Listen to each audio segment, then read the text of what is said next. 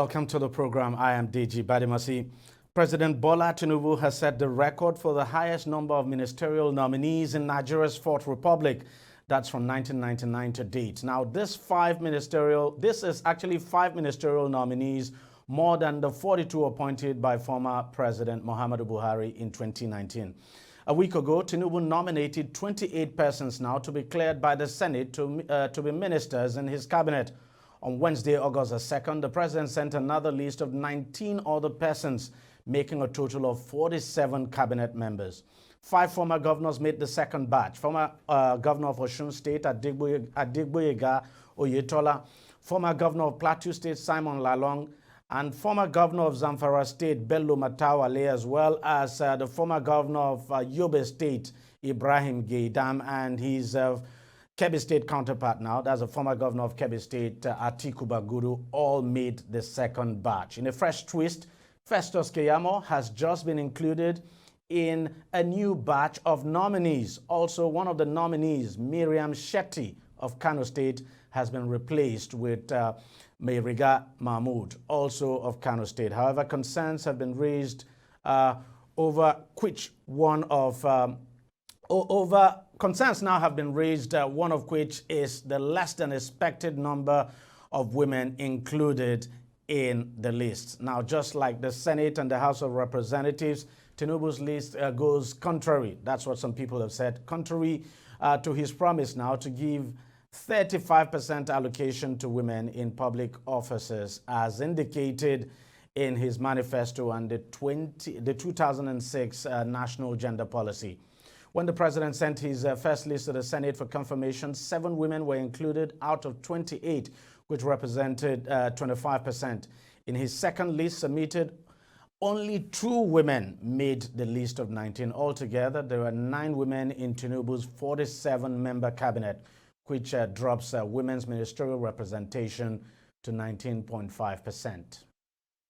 Let's discuss this further. I'm being joined on the program now by Adewale Ajadi, who is a public affairs analyst and a lawyer, and I also have Charles Ideo, who is a journalist and a public affairs analyst. Gentlemen, thank you very much for coming on the program.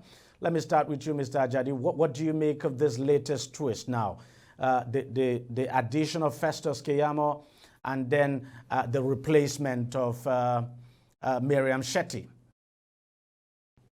It's fascinating in the sense that now it looks like women numbers and representation is not a priority. There is something else that is a priority. So it is interesting. It would have been ideal to have at least the 35% of women. And there are a lot of capable Nigerian women. And if we were looking specifically from the APC, I'm quite sure there are those women who can participate, but we haven't got that at the moment. So it's a little bit of a disappointment, but it's not a deal breaker in any sense.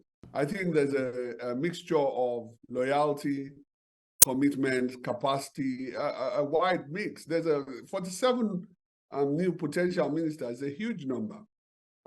So there is some thinking behind this that's not been shared with us.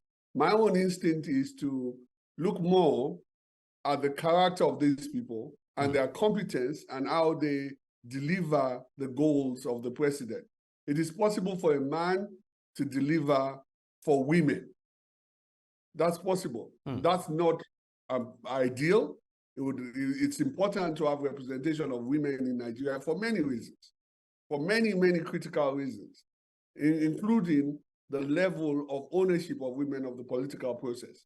But having said that, we're not the president. He's chosen what he's chosen. It's very important that women's issues are front of mind. And this twist, I mean, Keyamo making the list almost at the last minute. Could it have been oversight on the part of the president when he submitted the second batch, the second list now to the Senate? And then he suddenly remembered and decided to include his name. There is something going on. I have to say that. There are a lot of people that were speculated would be on the list that are not on the list. Festus Keyamo is a very capable guy. He's a very passionate person. Yes, a lightning rod, but he can bring something special to the table. So that I don't know, it's difficult to speculate what is the motivation for this late change and late addition. But I think it will be a great addition in any case. So Charles, give me your take on all of this. I wasn't expecting Tinubu to be that generous. Nine women in the Tinubu cabinet. You recall when he was in Lagos, how many women did he have apart from having a deputy, woman's deputy, Kofo, who of course he fell out with in the course of that his first stanza, and then later he brought. He didn't also get a woman. He got Femi Pedro to complete the second tenure. So Tinubu has not. I have watched Tinubu closely. Tinubu has not always been a woman-centric leader. All right, he's not been very woman-centric, in a manner of speaking. So, having said that, you also look at the one in Kano, the one that was dropped. Or expectedly, it should have, because Kano is a patriarchal society, predominantly. So. You don't expect Kano State to be asking women to represent them, because what you know that is because of their religious, social-religious inclination. So they don't have any apology for dropping any woman, because Kano is never known to be women-centric. So having said, but I think Tinubu, again, he has so many people to please. I am able to get, if Tinubu were not working according to the constitution, Tinubu will get up to about 500 ministerial. And everybody wants to be on that. Everybody wants to be on the list. Almost everyone wants to be a minister. You know that Tinubu has a lot of food soldiers everywhere across the country. So his question is who should he drop? So I'm going to look at. Let me make a prophecy, a media prophecy, that maybe in the first 2 years, Tinubu may drop some to also bring people. So it's going to be a first conference. You understand? Then I also look at Tinubu. When you look at his food soldiers, as I said, he has more men in his amongst his food soldiers, in the manner of speaking, than women. Okay, so everywhere he goes to, whether he goes to the Igbo country, whether it's here in Yoruba land, there have always been men that are amongst the food soldiers of Tinubu. So as I said, it was even very generous to even give nice trust to women. I wasn't expecting such generosity from him. So as for Keyamo, of course, you know that the lady they brought in, Okotete, yes, she has done well for herself in the corporate world. But again, politically speaking, that if you compare that woman Okotete to Keyamo, it's like giving you are just giving somebody who is not known when the main person is there. So I think it's a second thought they decided to bring Keyamo back, because a lot of people are already making insinuation that Keyamo may have been dumped after having been used. So it's a way of rehabilitating him, in a manner of speaking. So that's the way I see it, DEJI. Now, you look at, and I'm coming back to you now, Sajadi, you look at the makeup of the incoming cabinet. I mean, you have quite a number of young people in there, and some of them, of course, not political party, not card-carrying members of the APC. Do you think that's a plus, that you have quite a number of young people in the cabinet? I mean, some as young as 36. Yes, I think what is fascinating is if you look at the range of competencies that these people bring in, rather than their personality or their profile. It's some very interesting things. I don't know the meaning of it, but it seems to have a lot of nephrologists, for example, who are medical people. It's very interesting that he's taking that tack. So when we look at the young people, these are young people that prominently have digital experience that I can see there. They have the capacity and can bring something to bear in that area. Two very prominent people who have digital engagement. So I think that it's not a sacrifice of competence for representation, at least so far. But if you then look at the spread of the diversity of people there, as my colleague has mentioned, you have people who are foot soldiers or political players and eaters in the space as well. So it's going to be interesting how we coordinate this team of people together. But as far as young people are concerned, they're highly competent young people is big. Now, one other thing, Charles, that the president would have to decide on is, the portfolios that these nominees would occupy. I'm just wondering, in terms of portfolios, how difficult do you think it will be for the president to assign them? Or you think the president would have made up his mind where each and every one of them would go to? Okay, I think that's one aspect of our that we need to tinker with, that to make it a constitutional requirement that when you are appointing people or we are nominating people, as a matter of compulsion, their ministerial, their positions should also be attached to their names, because we want to look at when they are being screened. We want to look at they are being screened on the basis of their competencies. As a matter of constitutional requirement, let us have the names of these people and have their prospective positions attached to their names. I would want to see, for instance, this guy, the 41-year-old guy that was brought in from Ondo State, from Akoko, I understand. Yes. I want to know exactly what is he going to be doing in that cabinet. I want to know that Okoteka I mentioned earlier. What's that going to be doing in the cabinet? Matawale, that I personally think shouldn't be on that list. I want to know exactly what competencies Matawale has to bring into that cabinet. So I look at all these ones. I'm confused. I don't know. Okay, just give us just list. Okay, just clear them. Then we'll begin to look at what they're going to be playing. It's not a good thing at all. Then to also add to what Mr. Jari said about when you talk about the young ones amongst them, well, it's a plus for not too young to run, but I think that's where it ends. I have a problem with the fact that since around 1980s, we have not been training. We're not been training political leaders in this country. Or since the days of Baba Jakone and all that, we're not been training political leaders to take over. But all you have are political followers.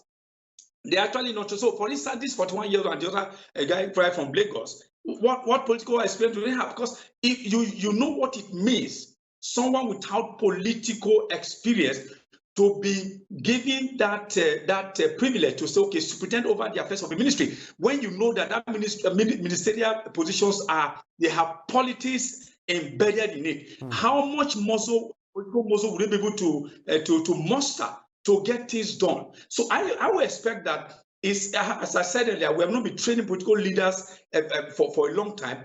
These guys who have though young, though competent in their respective professions, but when it has to do with political game, they may not be able to stand their grounds when it has to, when it comes to sitting in that cabinet.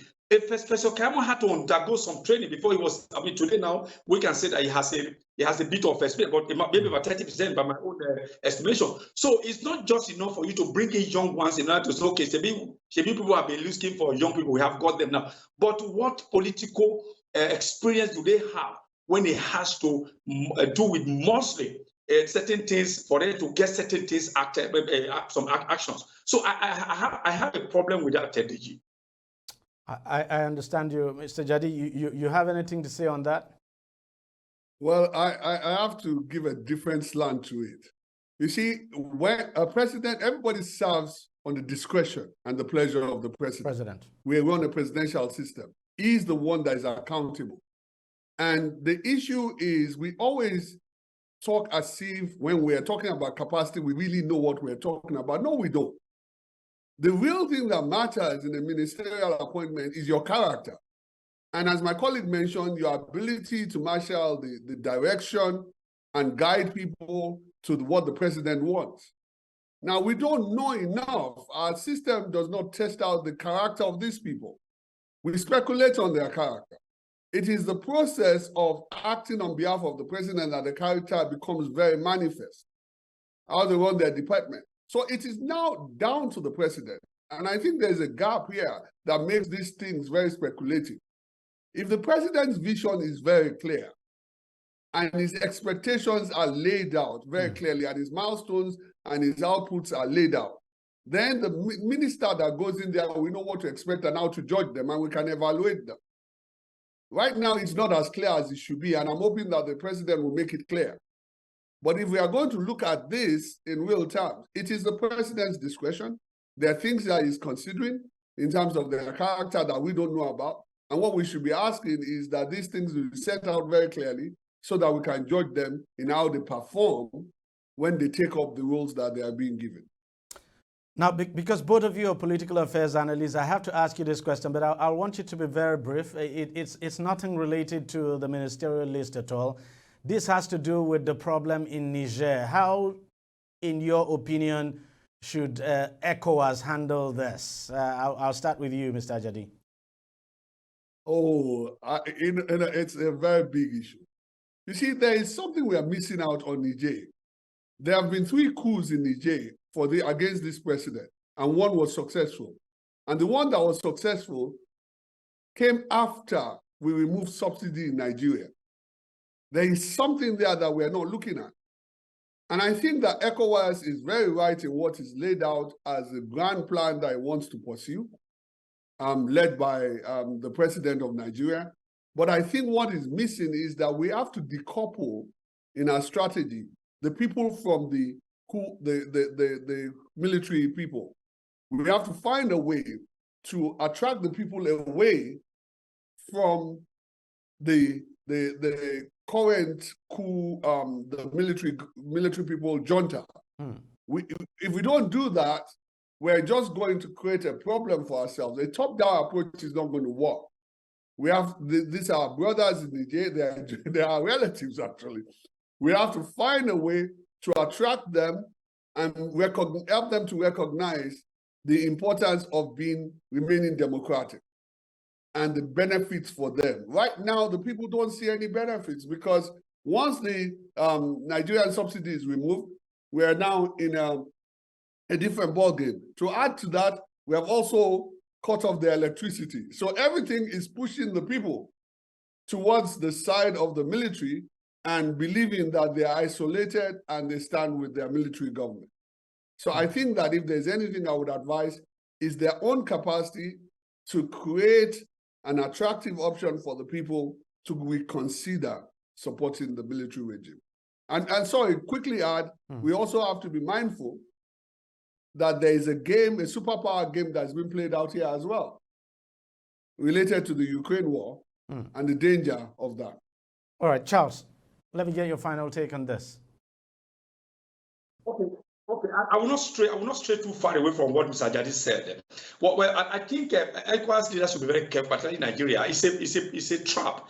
A trap is being set for us, and if we fall into it, it might be a catastrophe that might be untold catastrophe. And I have every cause to say that, because before 2015, we were told that Nigeria was going to cease to exist as one body, and then we were able to say through that. Now, if you look at the Francophone countries, there's been this growing anti-French sentiments. And that being said, you remember that even this Niger Republic accounts for about 25% of the EU uranium needs.